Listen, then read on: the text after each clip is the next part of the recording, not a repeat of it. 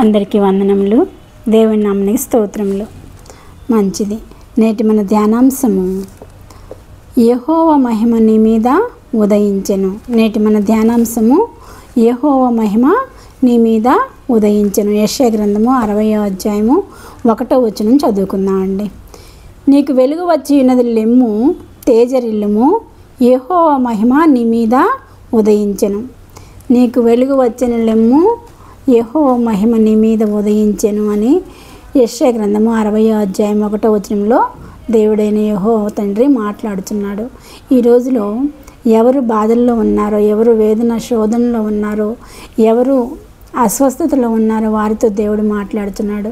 లెమ్ము, తేజరిల్లుము, నీకు వెలుగు వచ్చి ఉన్నది, యెహోవా మహిమ నీ మీద ప్రకాశించుచున్నది అని మాట్లాడుతున్నారు.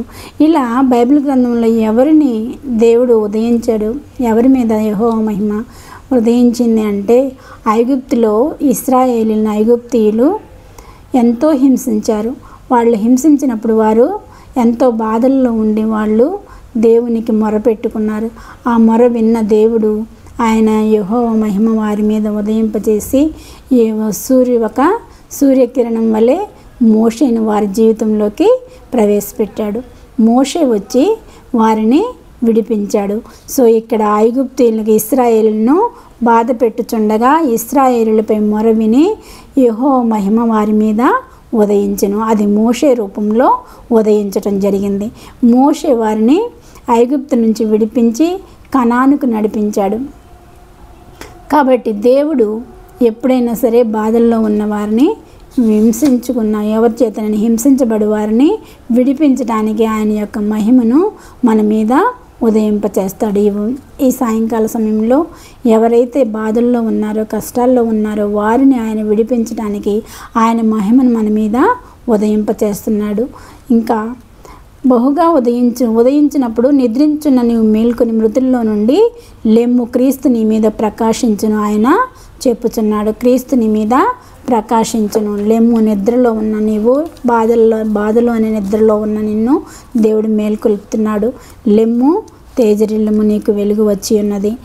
లెమ్ము, తేజరిల్లుము, నీకు వెలుగు వచ్చి ఉన్నది.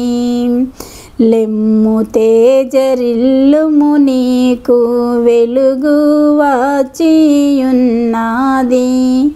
యెహోవా మహిమ నీపై ప్రకాశముగానుదయించే.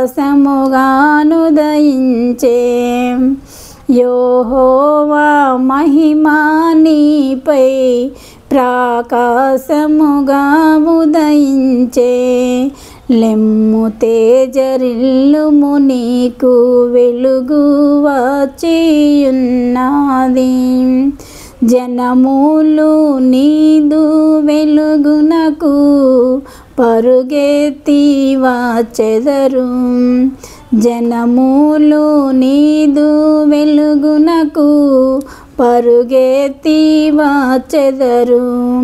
రాజులు నీదు ఉదయ కాంతికి వచ్చెదరు.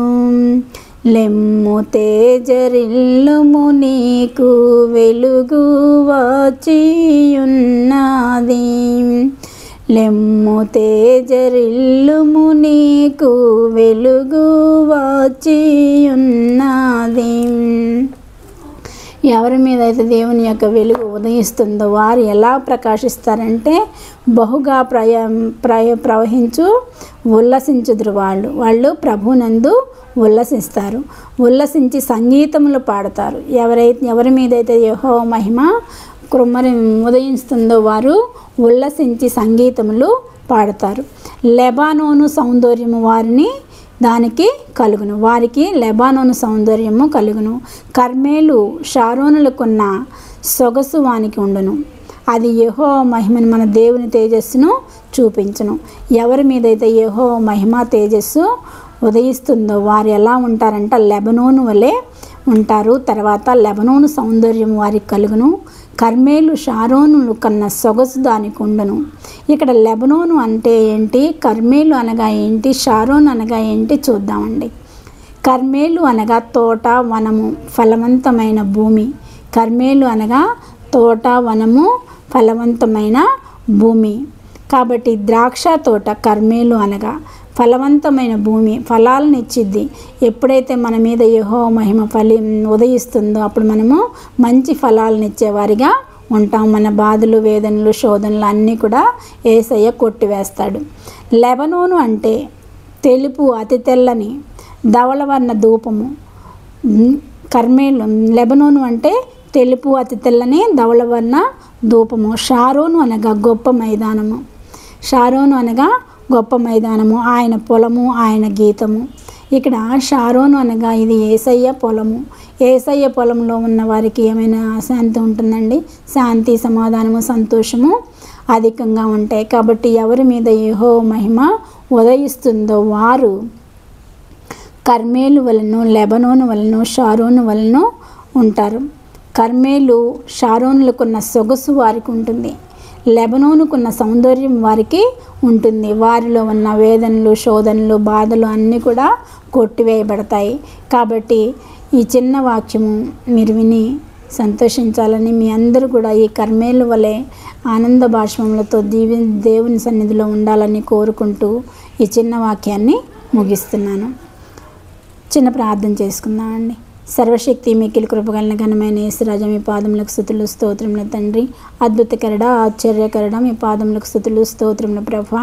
మీరు ఇచ్చిన వాక్యముకై మీకు వందనములు. మీరు చెప్పిన వాక్యమును ప్రభా నీరు కట్టి మా హృదయంలో ఫలింపచేయండి అయ్యా. మేము షారోను వలన, షారోను పొలం వలన, కర్మేలు వలన, లెబనోను వలన ఆనంద తైలంతో నాయన మీ సన్నిధిలో ఉత్సాహగానం చేయనట్లు మా మీద మీరు ఉదయింప చేయమని, మీ మహిమను మాపై ఉదయింప చేయమని మా ప్రభును ప్రియకుమారుడైన యేసుక్రీస్తు నామమున అడుగుచున్నాను తండ్రి.